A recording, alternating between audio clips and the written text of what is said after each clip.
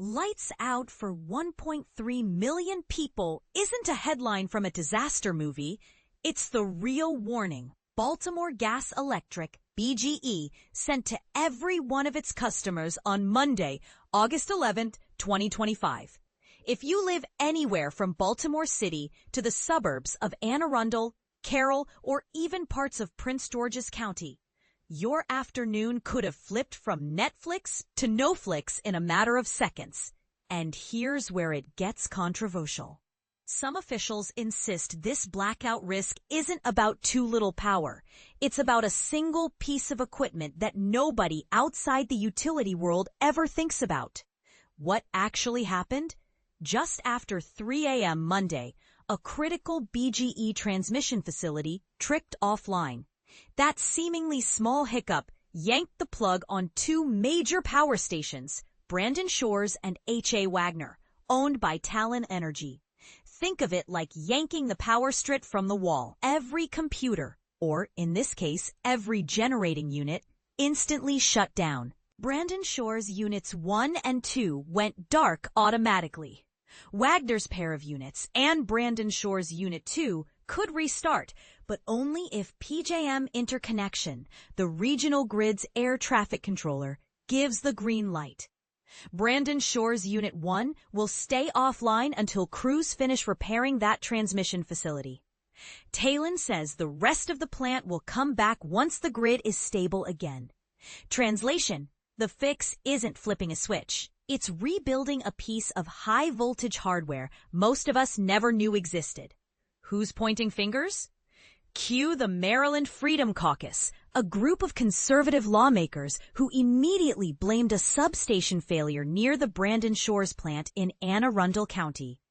Paul Pinsky, head of the Maryland Energy Administration, confirmed the problem is indeed tied to Brandon Shores.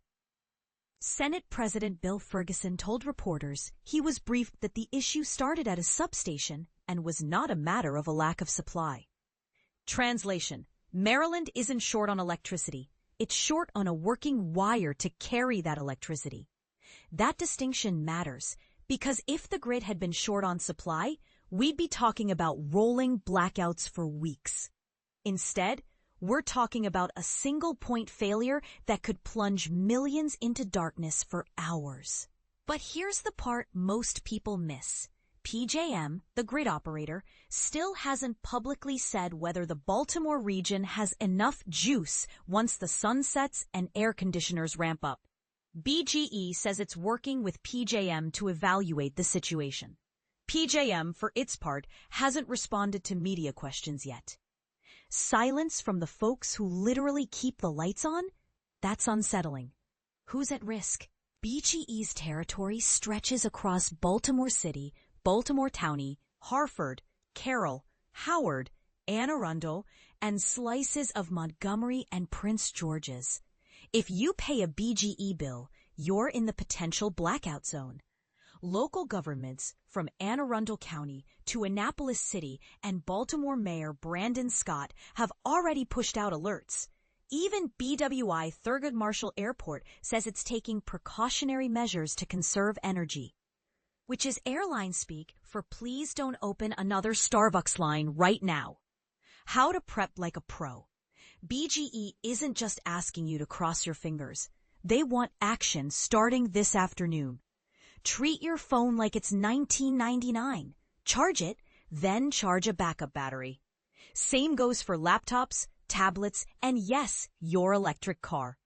Stockpile bottled water and foods you can eat straight from the can or pouch.